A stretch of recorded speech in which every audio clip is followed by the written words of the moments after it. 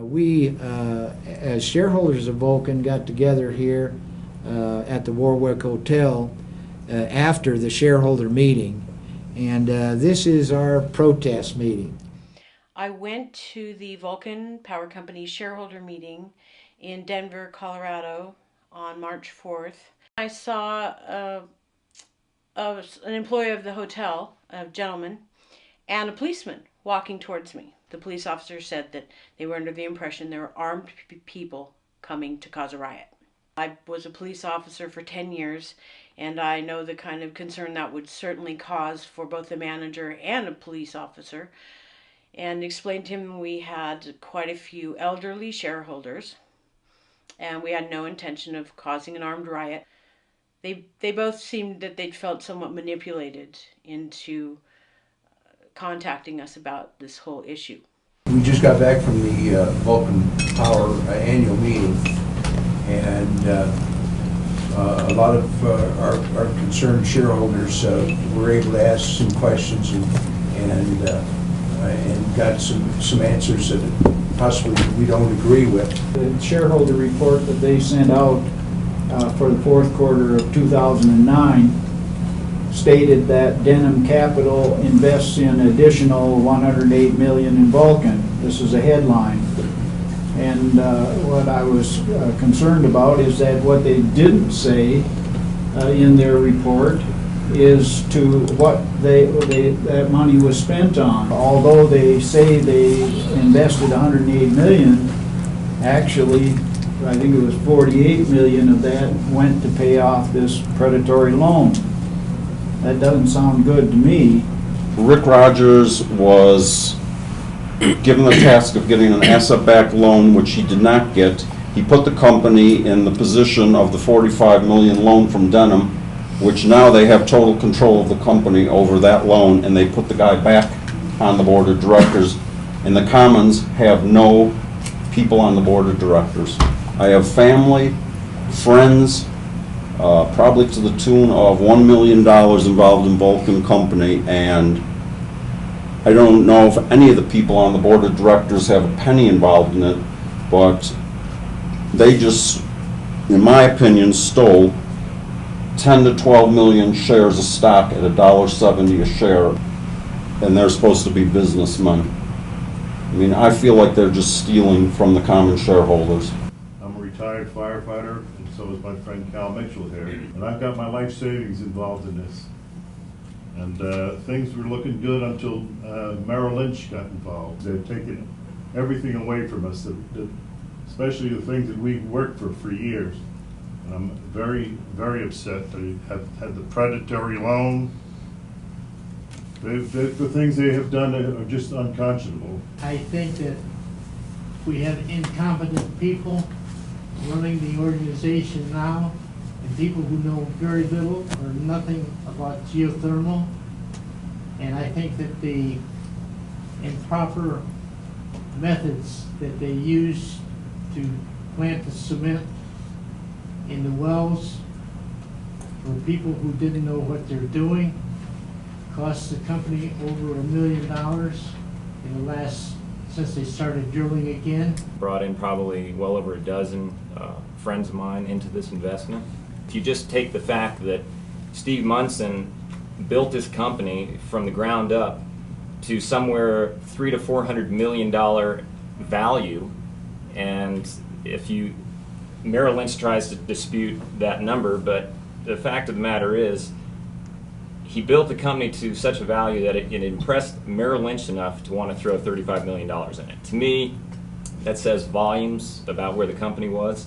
And then for the second company to come along, a large private equity firm named Denham, to come along and invest, you know, over $150 million. To me, that's all the validation that I need that Steve Munson and the original group at Vulcan built a valuable company.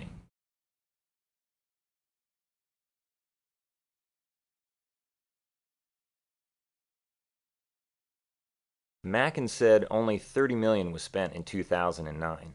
Geothermics reports Patua with 25 megawatts of proven P90 reserves and Salt Wells with 20 megawatts. These wells were built by Steve, so Vulcan Power has actually made no progress.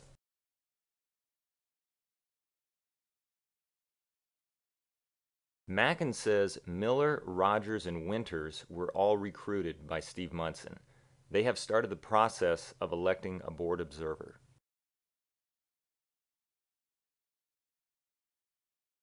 Warburton says there are higher temperatures at Patua, so it's more cost-effective than salt wells. Mackin says Enel may be spun off and separately taken public. Mackin says he hopes the shares are worth that much, but that valuation experts say Denham overpaid. Mackin says we believed we would be able to bring in a lot more cheap money, but the market downturn and litigation have prevented that. Mackin said yes, but they are negotiating on it.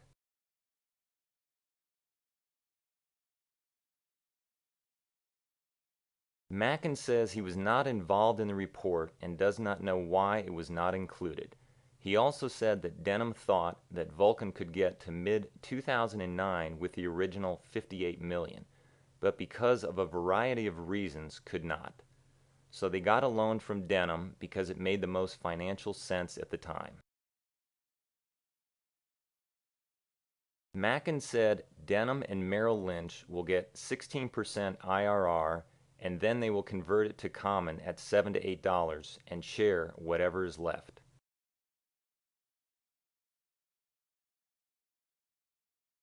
Warburton says the company is in full compliance. It is ensuring that everything that can be done is done.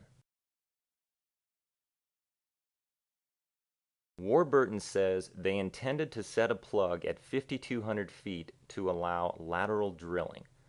They had a washout in the drill pipe, so the cement did not set.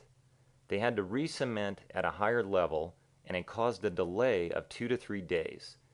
He says it cost $200,000, not $1 million.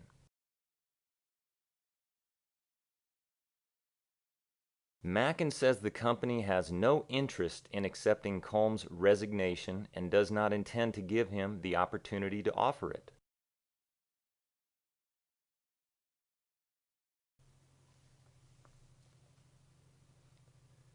Rogers declares he was not paid anything. Mackin says this Q&A session is no longer productive for anyone and it's now over. When I worked for the company, we positioned the company as sort of the greenest of the green companies. Not only did we want to produce green power, but we wanted to do it in an environmentally sensitive way. And I asked them, what are they doing now? Mr. Warburton answered my question and said that Vulcan was in full compliance with all environmental health and safety rules and regulations. I was stunned to hear that. I attended the shareholder meeting in Denver this year, and after the question and answers portion of the meeting, I was walking out of the shareholders meeting hall, and then from nowhere Jim Winters just popped up and asked me how it was going, and I told Jim fine, and I said to Jim, how's it going? And he said good, and I said to Jim Winters, well, I said, you're looking good, you're looking healthy. And Jim says, yeah, I'm feeling so healthy I could kick your ass. And I said to Winters, I said, you're not serious. And then Jim asked me if I wanted to step outside. Okay, I come out of the room there where we was going to have our meeting, and Jim Winters was standing there with another man, and I walked up to him and said, asked how he was doing. And Frank walked up to me, and the man asked Jim, he says, how you doing, Jim? He says, good, until son of a bitches like this come and spoil it for me. And he pointed at Frank. Frank said something about, well, how's your boy Virgil doing out in Nevada? And Frank said, I hear he's drinking a fifth of booze a day and not getting any production on the wells. And Jim said to says, as long as he's drilling as good as he's drilling now, he says, I'll even buy the booze for him. So anyway, he kind of was really hostile to Frank. I mean, I thought, he was really getting red-faced, and I actually thought he was going to take a swing at Frank, but he didn't. And as he left, the other fellow left, and he was saying something to Frank over his shoulder as he left. I don't know what he was saying, but he was very, very rude to Frank when we was there talking in our little circle. This time was my first time that I was attending to a meeting, VULCAN shareholders meeting, and to be quite honest, I was truly offended at the way this meeting went.